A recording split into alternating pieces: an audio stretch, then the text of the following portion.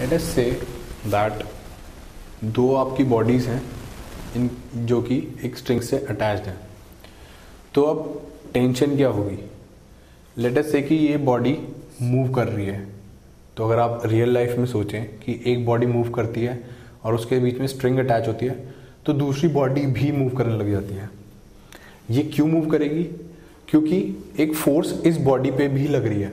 ये जो हमारी बॉडी 1 है, एक फोर्स इस बॉडी पे भी लग रही है। बट अगर आप देखें, हम फोर्स जो अप्लाई कर रहे हैं वो 2 नंबर बॉडी पे अप्लाई कर रहे हैं। तो कुछ फोर्स इस पे भी ट्रांसफ़र हो रही है। वो फोर्स ट्रांसफ़र क्यों होती है?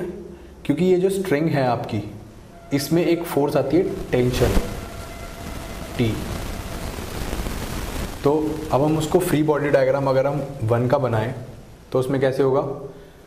ये तो नॉर्मल रिएक्शन जो आपको मैंने बताया था कि ऊपर की डायरेक्शन में होगा धरती की वजह से। एक इसका मास होगा जिसकी वजह से आपकी फोर्स लग रही होगी।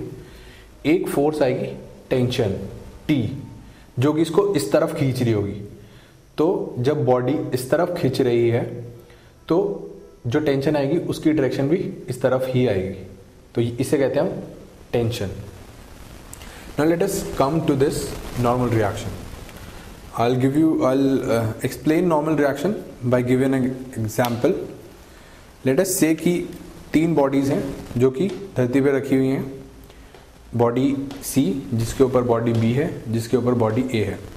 अब हम इसके अगर तीनों के अलग अलग फ्री बॉडी डायग्राम बनाएं तो हमको दिखेगा कि जब ये नीचे पड़ी है तो B का जो सरफेस है, B और A के बीच में एक नॉर्मल रिएक्शन लग रहा होगा जिसे हम कहेंगे N1। अब अगर हम A का फ्री बॉडी डायग्राम बनाएं तो उसके अंदर देखेंगे एक तो A का मास होता है जिसको हम WA से डिनोट करते हैं, जो कि नीचे की डायरेक्शन में होगा। अब एक फोर्स होगी N1 जो कि ऊपर की डायरेक्शन में होगी, जो कि B A पे लगा रहा है। ऐसे ही अगर हम B का फ्री बॉडी डायग्राम बनाएं तो हमको पता चलेगा कि एक फोर्स है C जो कि C और B के बीच में, जो कि C अप्लाई कर रही है B के ऊपर की डायरेक्शन में, जो कि N2 है। और ऐसे ही एक फोर्स है, वही वाली फोर्स N1 जो A अप्लाई कर रहा है B पर। अब जो हमारी नॉर्मल रिएक्शंस होती हैं वो 2 सरफेसेस के बीच में होती हैं और इन दोनों के परपेंडिकुलर लगती हैं। तो जितनी फोर्स B A के ऊपर अप्लाई कर रहा है उतनी ही फोर्स A B के ऊपर अप्लाई कर रहा है। तो जब हम free body diagram of B देखें तो एक तो N2 होता है जो कि ब्लॉक C अप्लाई करेगा B पर, और एक उसका अपना मास जो कि WB है, प्लस एक नॉर्मल रिएक्शन N1 जो कि A अप्लाई कर रहा है B पर। अब जब हम देखें free body diagram of C तो उसके अंदर हमको दिखेगा कि एक तो फोर्स है N3 जो कि जो ग्राउंड है वो C के ऊपर लगा रही है ऊपर के डायरेक्शन में। एक उसका अपना मास है जो कि है WC, और एक फोर्स है N2 जो कि B लगाती है C पर। इक्विलिब्रियम क्या होता है कि लेट अस से कि हमारे पास कोई बॉडी है, कोई भी सपोज करो कोई भी किताब रखी है या कुछ भी रखा है ज़मीन पे। तो इक्विलिब्रियम इसके अंदर कब होगा? जब इसके अंदर जो टोटल फोर्सेस होंगी उनका नेट सम 0 होगा, तब वो इक्विलिब्रियम में होगी। और जब ये बॉडी इक्विलिब्रियम में होगी तब इसका कोई भी मोशन नहीं होगा, इसके ऊपर कोई भी फोर्स नहीं लग रही होगी, इसका एक्सेलरेशन नहीं होगा, एक्सेलरेशन इसका 0 होगा, जो आपने काइनेमेटिक्स में पढ़ा है एक्सेलरेशन। जब एक्सेलरेशन 0 होता है तब वो बॉडी इक्विलिब्रियम में कहलाई जाती है। Now let us come to this topic, resolution of a force. Resolution of vectors जो आपने पढ़ा है काइनेमेटिक्स के अंदर, ये भी फोर्सेस भी बिल्कुल वेक्टर्स की तरह ही काम करती हैं और इनको भी बिल्कुल वेक्टर्स की तरह रिजॉल्व करा जाता है। Let us take an example to understand this resolution of force. एक बॉडी है जो कि एक प्लेन पे पड़ी,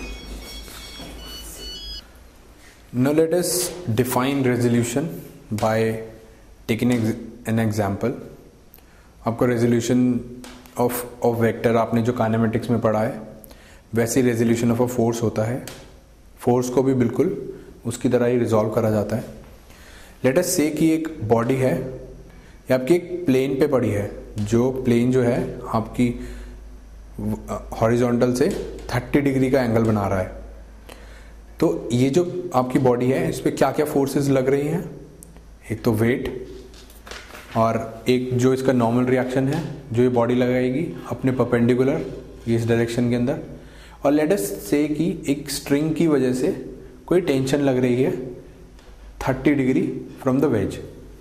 तो हमको जो सारी फोर्सेस हैं और एक इसमें फ्रिक्शनल फोर्स भी है जो कि इस डायरेक्शन में लग रही है. तो लेट अस से कि हमको क्वेश्चन में ये गिवन है कि हॉरिजॉन्टली और वर्टिकली रिजॉल्व करना है सारी फोर्सेस को. और बी पार्ट कहता है कि इनको parallel and perpendicular direction to the plane में रिजॉल्व करना है. तो अब हम जब ए पार्ट देखते हैं तो उसमें क्या करते हैं, हमको फोर्स फ्रिक्शनल फोर्स सबसे पहले लेते हैं. तो इसका डायरेक्शन हमको पता है कि हॉरिजॉन्टल जो हमारा होगा हमारा कुछ ऐसा होगा. ये हॉरिजॉन्टल डायरेक्शन होगी, ये वर्टिकल डायरेक्शन होगी. तो जो फ्रिक्शनल फोर्स है वो हॉरिजॉन्टल से 30 डिग्री बना रही है इस डायरेक्शन में जो कि हमने बनाया. इस डायरेक्शन के अंदर हॉरिजॉन्टल अगर हमारा ये है तो ये 30 डिग्री एंगल है. तो इसको अगर हम हॉरिजॉन्टल में रिजॉल्व करें तो F cos 30 और F sin 30. सिमिलरली जो नॉर्मल रिएक्शन है वो इस डायरेक्शन की परपेंडिकुलर होगी. तो ये जो एंगल होगा अगर हम इसको यहाँ पर यूँ एक्सटेंड करें तो ये क्योंकि 90 है, ये आपको बताया मैंने नॉर्मल रिएक्शन सरफेस से 90 डिग्री पे बनाती है. तो ये एंगल क्या बचा 60 डिग्री.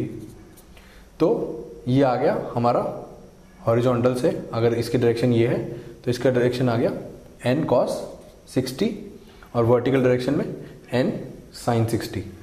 और अगर हम t जो हमारी टेंशन है इसको देखें तो ये एंगल हॉरिजॉन्टल से कितना बना रही है. एक तो ऑलरेडी वेज की वजह से 30 डिग्री एंगल और ये इस वेज से 30 डिग्री और, तो टोटल हुआ 60 डिग्री. तो इसको अगर हम रिजॉल्व करें तो t60 एंड t sin 60. अब अगर हमको पैरेलल और perpendicular to the plane directions में रिजॉल्व करना है तो हम देखते हैं कि जो फ्रिक्शनल फोर्स है ये प्लेन के पैरेलल चलती है और जो नॉर्मल रिएक्शन फोर्स है ये प्लेन के परपेंडिकुलर डायरेक्शन में जा रही है. सिमिलरली अगर हम टेंशन को देखें तो टेंशन वेज से 30 डिग्री बना रही है. तो अगर ये ऐसे 30 बना रही है इससे तो हम इसको अगर इसके पैरेलल प्लेन में करेंगे तो t cos 30 जो कि ये आया t cos 30 ये आ गया पैरेलल टू द प्लेन और एक आएगा t sin 30. सिमिलरली जो ये इसका मास होगा W, ये अगर हम इसको रिजॉल्व करना हो तो हम इसको क्या करेंगे, इसको एक्सटेंड करते हैं. ये यहाँ से 90, ये 90 हो गया, ये 30 हो गया, ये कितना बचा 60 डिग्री. तो ये आया 60. अब ये 90 होता है तो ये बचा 30 डिग्री. तो ये आ गया यहाँ पे 30 डिग्री. ये आया W cos 30 जो कि आया perpendicular to the plane in this direction और एक आया W sin 30 which is parallel to the plane in this direction.